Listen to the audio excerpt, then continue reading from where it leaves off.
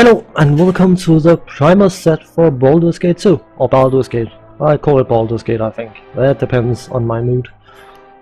This is going to be one of 3 primer videos, which I'm going to do for this game, and 2 other role-playing or role-playing related games, which is going to be the fixed stable of my weekly video schedule.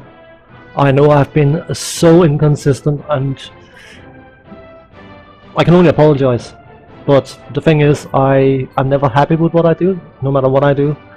I always believe I can do better, and my bird in the background and all sorts of things intruding, and it just gets frustrating. But at the same time, I do want to actually get something done and make videos, and I just have to accept that the circumstances are the way they are and it will not change. So if you find it intolerable, then there's nothing much I can do about it. So I do apologize in advance. I started doing Baldur's Gate, but not knowing where the story was going, or rather not knowing where I was going, because there seem to be some timed events or events which are depending on certain circumstances that I did not work out in time, and it was a mess. I gave up on that playthrough because I became frustrated, and I made a mistake, which is something I should not do, I have found. I batch recorded that game. I had something like 50 videos of that game, and I'd uploaded something like 9. I can't remember how many I ended up uploading, but certainly I had this monumental task of trying to edit 20-30 videos, and it was just a nightmare, logistical nightmare. So the way I will be running this is I will do my weekly sets and then get them edited, and then for the day they are supposed to be up, I will get them up. That way I should be able to manage it. It's also when you're recording and something happens that you are not in control of, you can remember it when you edit. But when something happened 4 hours earlier and you start recording videos further on during the day, and then suddenly you forget where something went wrong. You know, in one of the 40 videos you just recorded, or however many you just recorded, if something went wrong, and suddenly you find yourself in a position where you have to view through all the videos, the entire length, to find that 5 seconds where there was a disturbing sound or something else. And in that regard, I ended up spending so much time going through videos as well. It was just a plain and simple logistical nightmare. So some quick production notes here. Production notes sounds so cool. I am recording this using OBS because the game is natively running in 4:3 resolutions, and I hate having black bars on my videos. I think it looks wrong. So by doing monitor capture in OBS, I can record it in 1920 by 1080, which is not the resolution I will be uploading in. I will get it scaled down to 1280 by 720. It's more than enough for this game. How the game will be played: I will be playing a multiplayer game, a solo. If you want to create all your characters yourself, you can do a local multiplayer. Just set it to serial, and you can create all 6 characters. I prefer to do that because while I do find some of the NPCs in Baldur's Gate and Baldur's Gate 2 quite interesting, I also find them extremely annoying. I don't want to argue with NPCs about my decisions, because there will always be some NPCs that will love your decisions and some NPCs that will hate your decisions, and you have to experience it. I would definitely recommend experiencing it yourself, the different NPCs. But by and large, for the purpose of making a video series, I just cannot be bothered dealing with it. Unfortunately, while even the manual states that you can do it this way, you will find that the NPCs are not set up with an option where you can dismiss them in a nice way, or not in a very, I would call it, cold dismissive way. So I think that's a bit of a, okay, we're allowing the player to create all 6 characters, but we're not going to allow the player to have an easy, painless way to dismiss NPCs. So anyway, since Baldur's Gate and Baldur's Gate 2 run 2 different versions of Dungeons & Dragons, I know that the Sorcerer and the Monk was not in Baldur's Gate. The Barbarian as well, I'm fairly sure wasn't. So this one is running 2.5 3-ish something. It's not running a pure Dungeons & Dragons 3, because Neverwinter Nights was the first pure Dungeons & Dragons 3 game, or version 3 I should say. But it's running a strange amalgamation of 2 and 3. They've done what they could, and one of the selling points of Baldur's Gate 2 was 72 new spells. While it sounds cool in concept, you will find that most of those spells are buffs and debuffs, or counter buffs. Most casters you'll come up against will have a lot of defensive spells set up, and you start virtually every fight by having to counter those spells. When I completed the game back in the day, when I bought it, I got the 4-disc versions lying around somewhere. I found it dreadfully annoying, to be honest. I didn't feel that it added anything. It was just, oh, another caster, great. Okay. The spell, whatever else they're called, the spells to remove buffs, just, okay, the entire arsenal, and then, oh, now we can hurt them. It's, yeah. So, with that out of the way, I'm going to start, as I said, a multiplayer game. For generate characters, indeed. No, that's wrong. What we're going to do is we're going to cancel here. Connect. As you can see, serial just done, and then create game. Let's play. Why not? Cool session name. The player name Wolf2293. I could just say Wolf, but just for consistency, let's just call it Wolf2293. And the password, very, very complicated password. Hoopla hoo. New game.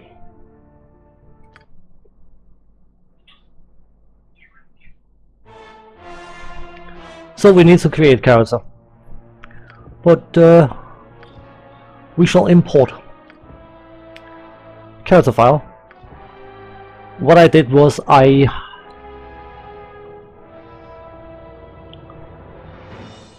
exported, I installed Baldur's Gate, and then I exported the characters I used in my save in Baldur's Gate, and that's why the Baldur's Gate Cleric 5th, which is a fighter thief, 2 mages, a paladin. So the paladin, I do believe in a paladin as party leader. So, and of course in Baldur's Gate 2 you had different class kits. Cavalier, get some nice bonuses and may not use missile weapons, and I never ever use missile weapons on a paladin anyway, so I feel so restricted. I cannot carry on. I can. Decent stats. Strength 1888. That was back in the day when you had to roll for exceptional strength, which was called something you don't do in Dungeons & Dragons 3 onwards. Constitution 18. Dexterity, he's going to be wearing heavy armor, so his dexterity bonus is going to be nil anyway, so the Wisdom. Back in those days, Paladin had to have at least 13 Wisdom and 17 Charisma to qualify for Paladin. Quite restrictive stats, I'd say. But 14. I don't know, I can't remember whether back in those days you were your caster stat was required for. Yeah, I'm fairly sure it was. You had to have 14 Wisdom to cast level 4 spells, and Paladins will get access to level 4 spells eventually. It takes a lot longer than it does in Dungeons & Dragons 3, but we can accept that. Nope, we can't. Skills. We have 6 skill points, and because of course the loot tip, I was going to go just longsword and shield, but the loot tip told me that Holy Avenger and Warped Blade are 200 weapons. So 200 weapons it is, or 200 sword, if you want, and a longsword. So we are going to, because of course we can't use ranged, hooray, hooray, hooray, 200 weapon style, 1 point, and sword and shield style, 1 point. Hey, done. Appearance. It did not remember the appearance. Oh. Okay, he's a paladin, so he's going to have some sort of shininess to him. Was it maybe a touch too light? Yeah. Yeah, that looks right. I'm fairly sure I remembered which voices I wanted for the different characters, but... No one is more worthy. No, not that bit excessive. Let's do this quick and pain. I'll get the job done, whether leader or not. I'm no use to anyone tired. To battle with no regrets. I shall endeavor to be an inspiring example. To battle and victory. I will strive to lead responsibly. Yeah, well, male 04. That's going to be my paladin. And Gallagher is the name I use. Which is my variation of Galahad. Plain and simple. I know that some people would believe that it was nicked from Oasis, but not quite. We shall accept him. That is our party leader. I was about to say leader, not leader. So, create character. Create. And we shall import. Character file. Hamfist. Done. I know this is an image of an NPC in the game, and I think that NPC is a spirit shaman kind of thing. Whatever. Just one thing this game is weak in is icons, I would argue. So just roll with it. He's a male human monk. Lawful good. He's got 18 strength, they do not get exceptional strength, 18 dexterity, 18 constitution, 14 wisdom, because wisdom is still effective on monks. And that's about it. Nothing major. Appearance. Okay. So, those were the colors I chose for him, I'd say. For some reason it insists that monks have this face, so... yeah, well. Go over them. And he was the one who was supposed to get this one, if I'm not mistaken. To battle! I shall endeavor to be an inspiring example. No. Let's see. Hang on. Let's do this. I'll get the job done. I'm no use to anyone tired. To battle! I will strive to lead responsibly.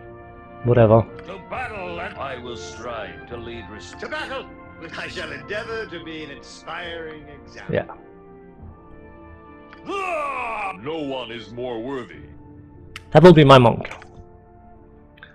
And his name is going to be Hammerfist. Why not? We shall accept him. And we are going to create character again. And we are going to import. Non-humans in earlier versions of Dungeons and Dragons were crippled left, right and center.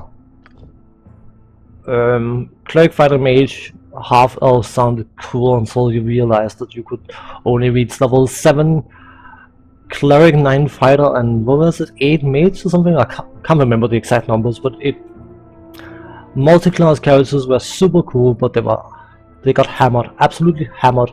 If you were playing a game like this that can scale up to level 30 or even 40, I can't remember exactly, with the expansion of course, it's up to level 30 I think,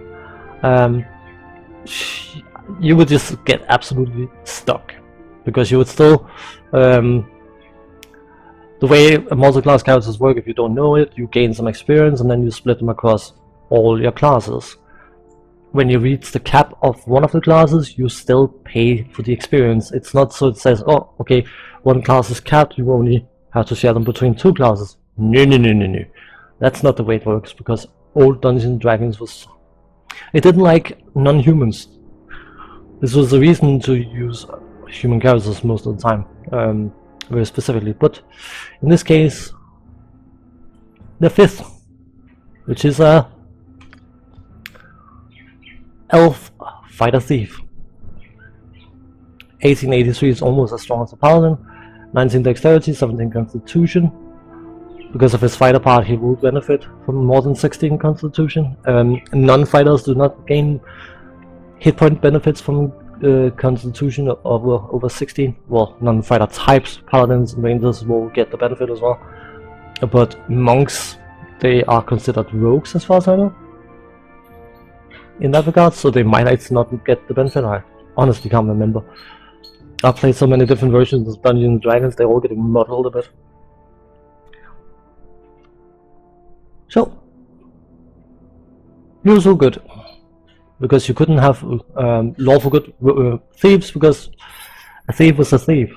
I like the concept of the rogue a lot better, because a thief is not necessarily a criminal. It could be a scout or something. So, I forgot to set skills with my... No, I didn't. So he's a rogue. So what will we do with the rogue? We could probably do some longsword, some... I'm actually tempted to go something a bit wonky. It definitely needs some bow. And because of course he's a fighter, he can use a longbow.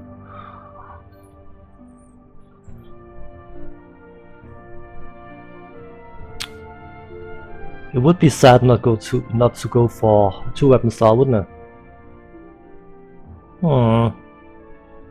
Because rogues can.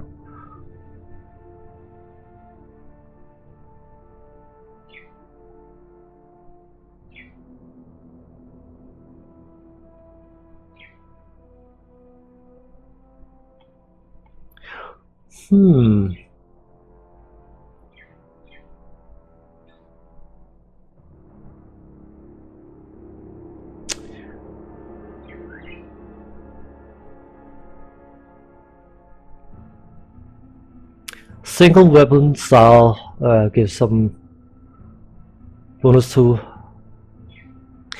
Of course, that was the reason for using single weapon style. But 2-weapon styles gives more attacks, and that gives more chances of scoring critical hits by a number of attacks.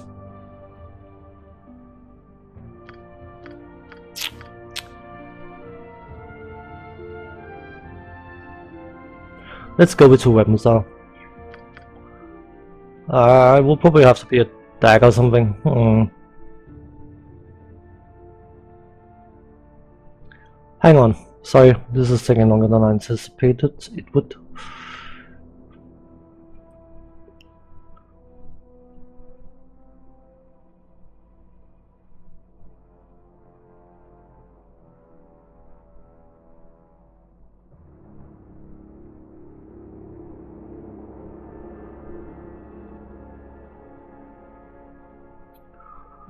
Hmm.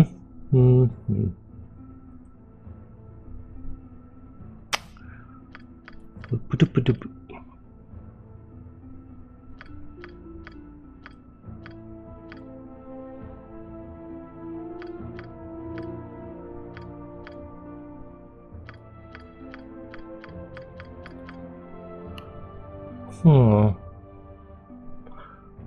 Let's do that. So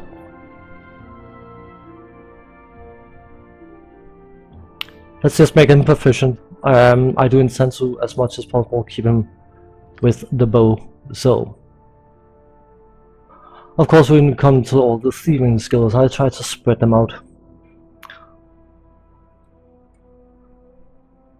Detect illusion. I'm fairly sure Owls has a bonus to that as well. Set trap.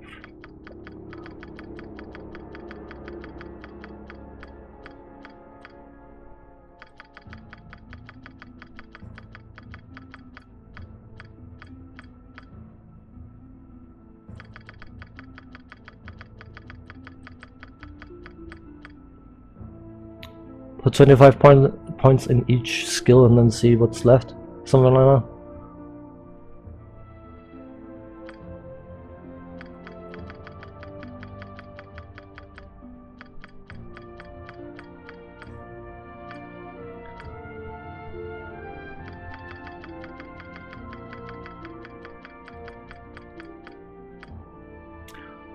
Pickpockets is not a skill I'm super concerned about. It may prove relevant later. It's mainly open locks and find traps, because find traps is the disarm trap skill as well. So